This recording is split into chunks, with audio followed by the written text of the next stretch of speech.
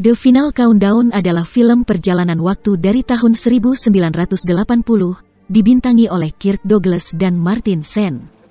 Film dimulai di stasiun armada Pacific Pearl Harbor. Terlihat seorang pengamat sipil bernama Lasky. Dia adalah seorang analisis sistem yang diutus oleh Departemen Pertahanan Amerika Serikat. Di bawah pemerintahan atasannya yang misterius dan tidak mau ditemui. Ia bernama Tigerman. Selanjutnya Lasky diterbangkan ke kapal induk USS Nimitz untuk mengambil bagian dalam latihan Angkatan Laut di tengah Samudra Pasifik. Lasky ditunjukkan Museum Kapal USS Arizona, yang tenggelam akibat serangan udara Jepang saat Perang Dunia Kedua. Mereka juga melihat beberapa kapal nelayan Rusia yang menangkap ikan di perairan Hawaii.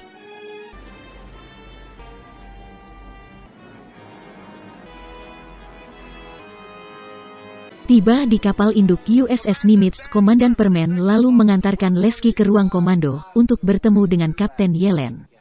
Di sini Lasky mengutarakan terkait penugasannya selama berada di kapal induk, tetapi ia sedikit mengeluhkan tentang atasannya Tigerman yang tidak mau ditemui sama sekali.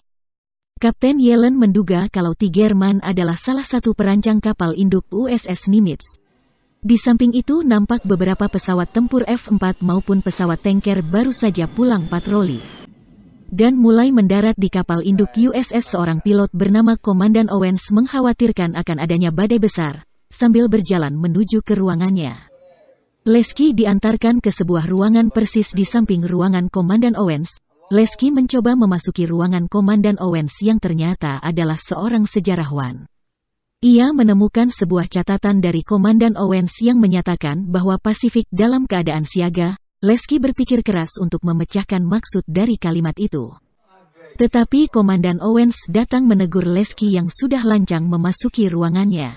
Lasky pun menyampaikan bahwa penugasannya di kapal induk USS Nimitz hanya untuk mendapatkan informasi yang akan diserahkan kepada atasannya Tigerman.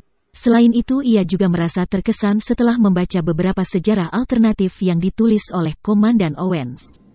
Di ruang komando Kapten Yellen mendapat laporan tentang badai misterius yang ada di depan mereka. Setelah melihatnya dari radar, Kapten Yellen lalu memerintahkan juru komunikasi untuk memberitahu semua pesawat patroli agar segera kembali ke kapal. Selain itu mereka juga mengontak kapal perusak untuk kembali ke Pearl Harbor. Sebuah pesawat patroli E-7 Corsair mengalami gangguan pada indikator pengaitnya dan meminta untuk segera menyediakan pendaratan darurat. Kapten Yellen kemudian memerintahkan para awak kapal untuk secepatnya memasang brikade pesawat. Di sela-sela kesibukan mereka, badai misterius bermuatan listrik semakin mendekati kapal induk USS Nimitz. Seketika keadaan laut pun semakin menggelap yang dibarengi dengan kilatan petir.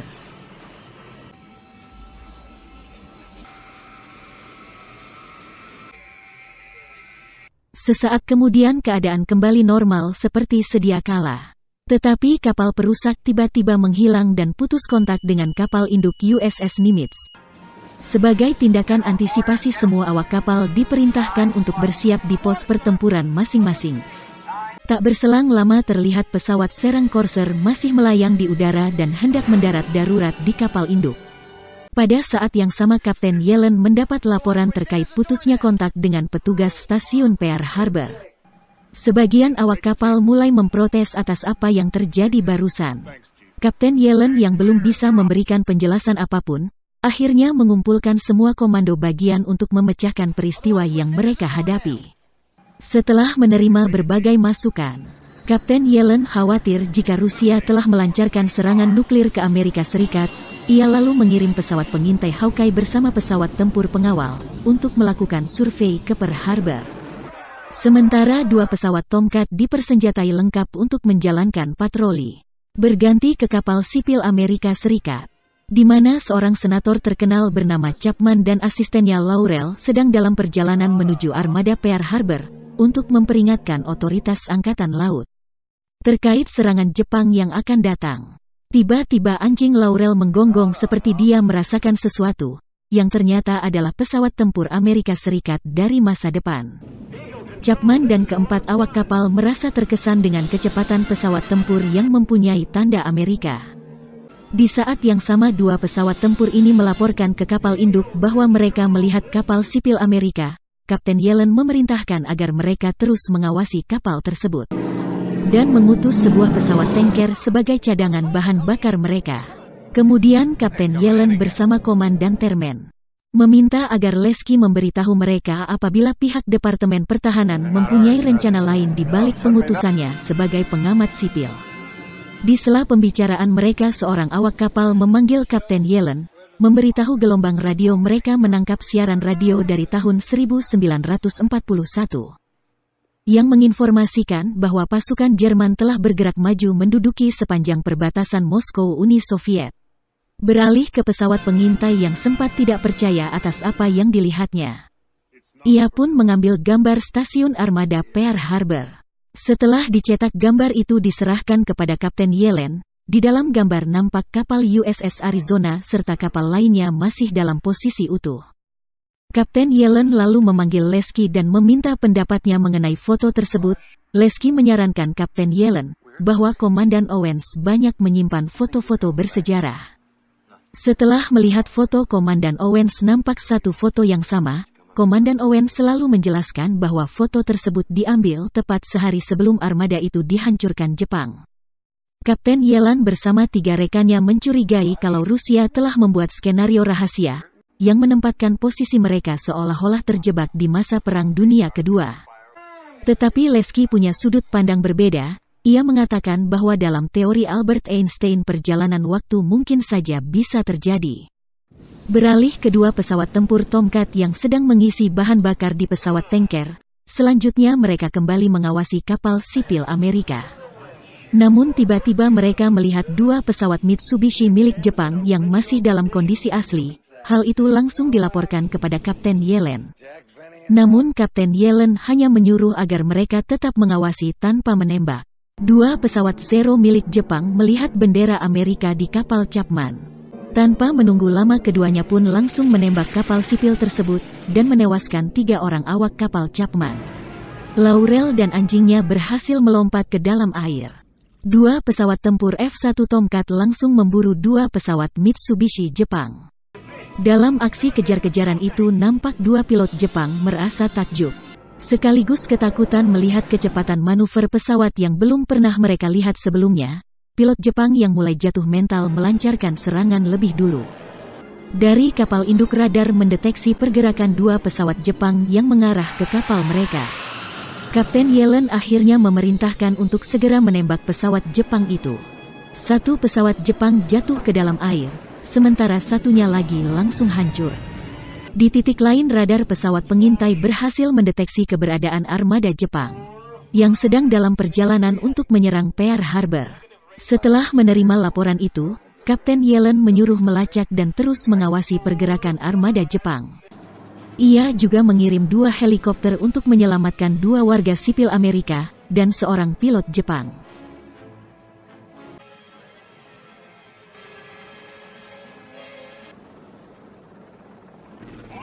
Selepas itu ketiganya langsung dibawa ke kapal induk USS Nimitz. Chapman, Laurel dan anjingnya dibawa ke ruang rawat, sementara pilot Jepang dijadikan tahanan kapal, dan langsung diinterogasi oleh Letnan Kajima yang juga merupakan kelahiran Jepang. Kapten Yellen yang baru saja memeriksa identitas pilot Jepang langsung meminta Lesky, Komandan Owens, dan Permen, untuk membahas terkait sejumlah fakta yang mereka temukan di sini. Sempat terjadi perdebatan antara mereka disebabkan oleh kekuatan kapal USS Nimitz mampu menghancurkan seluruh armada Jepang. Tetapi dampaknya sejarah akan mengalami pergeseran di masa depan yang kemungkinan besar akan berpengaruh kepada mereka semua. Sementara waktu untuk mencegah serangan Jepang hanya tinggal beberapa jam saja. Begitu mereka bubar, Lesky memasuki ruangan Komandan Owens dan mengambil dokumen penting yang ada di sana. Di mana dokumen itu berisi catatan pribadi Komandan Owens yang menyatakan bahwa sejarah tidak mungkin bisa dikalahkan alih-alih mengubahnya. Senator Chapman yang sebelumnya sudah mengetahui serangan Jepang yang akan datang dikabarkan menghilang sebelum informasi itu sampai ke Pearl Harbor. Setelah mengetahui itu, Lesky memutuskan untuk memberitahu Chapman. Di saat bersamaan Chapman tidak terima karena dirinya diperlakukan sebagai tahanan. Ia juga merasa heran kenapa kapal induk Nimitz diambil dari nama seorang komandan armada Pasifik yang masih bertugas, yaitu Chester William Nimitz. Saat itu juga Lesky masuk ke ruangannya sehingga anjing Laurel berlari keluar. Momen itu dimanfaatkan oleh pilot Jepang, dan 3 orang awak kapal spontan berlari setelah mendengar suara tembakan. Pilot Jepang ini mendesak agar ia diberikan akses ke radio, untuk memberitahu armada Jepang bahwa rencana mereka telah diketahui oleh Amerika. Tidak ada pilihan lain, Kapten Yellen pun mengiyakan permintaan pilot Jepang itu. Saat mereka semakin terdesak, Komandan Owens pun memberitahu sebuah fakta, bahwa 6 kapal induk Jepang yang terdiri dari kapal Akagi, Kagam Sokaku, Suikaku, Hiryo, dan kapal Soryo akan menyerang armada Pearl Harbor dengan kekuatan 353 pesawat. Di mana serangan tersebut akan dilancarkan sebelum pukul 8 pagi dengan sandi mendaki Gunung Nitaka. Pilot Jepang melotot saat semua rencana mereka telah diketahui oleh pihak Amerika Serikat. Perasaan yang sama juga dialami oleh Chapman. Namun tiba-tiba selanjutnya Chapman meminta kepada Kapten Yellen agar ia dihubungkan dengan petugas Pearl Harbor untuk memperingatkan terkait serangan Jepang yang akan datang. Akan tetapi saat ia berkomunikasi dengan petugas di sana terjadi perbedaan frekuensi komunikasi militer. Sehingga kapal mereka maupun kaptennya tidak dikenali sama sekali. Hal itu membuat Chapman merasa kebingungan dan mempertanyakan siapa sebetulnya. Ia juga mendesak agar segera diterbangkan ke Pearl Harbor. Menjelang pagi, pesawat pengintai kembali melaporkan bahwa armada Jepang semakin mendekati wilayah perbatasan. Kapten Yellen kemudian memerintahkan Komandan Owens untuk mengantarkan Chapman dan Laurel ke sebuah pulau terpencil. Dengan jaminan keselamatan, Komandan Nons pun bergegas pergi ke pulau yang dimaksud. Tiba di sana, Chapman menyadari kalau dirinya telah ditipu. Ia pun mengambil sebuah pistol dan menodongkannya kepada pilot Chapman, memaksa agar helikopter segera diterbangkan ke Pearl Harbor. Sehingga terjadilah rebutan pistol yang menyebabkan helikopter itu meledak. Akibatnya Komandan Owens bersama Laurel harus terjebak di pulau itu. Laurel tidak sengaja melihat kotak ransum yang terakhir diperiksa pada bulan Juli tahun 1979.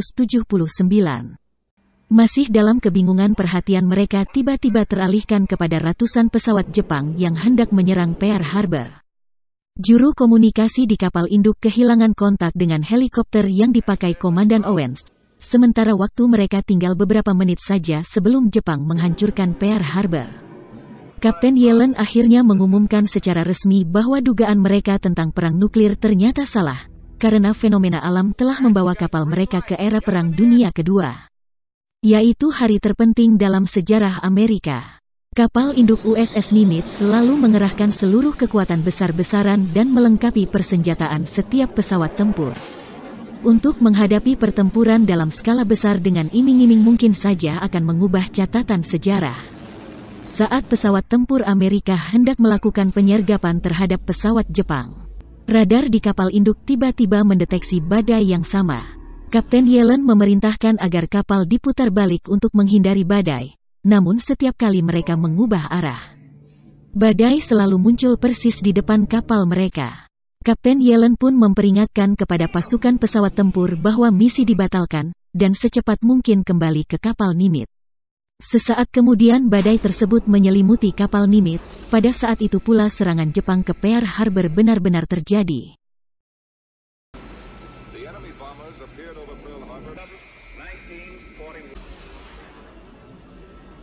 Selanjutnya mereka kembali ke Pearl Harbor. Seluruh awak kapal Nimitz memberikan penghormatan ke Museum Kapal USS Arizona. Jenderal Angkatan Laut Amerika sempat menegur Kapten Yellen karena tidak bisa dikontak selama berada di Pasifik. Saat itu juga Lesky kembali melihat catatan Komandan Owens. Setelah itu ia berpamitan kepada Kapten Yellen untuk meninggalkan kapal dengan membawa anjing milik Laurel yang terjebak di sebuah pulau bersama Komandan Owens. Kemudian mobil atasannya Tiderman datang menjemput. Lesky spontan anjing ini berlari masuk ke dalam mobil. Pengawal Tigerman juga mempersilahkan Lesky untuk masuk ke dalam mobil. Saat pertama kali melihat atasannya Tigerman, Lesky terkejut bahwa ternyata dia adalah Komandan Owens bersama istrinya Laurel yang sudah tua. Tiderman atau Komandan Owens mengatakan bahwa ada banyak hal yang ingin ia bicarakan dengan Lesky.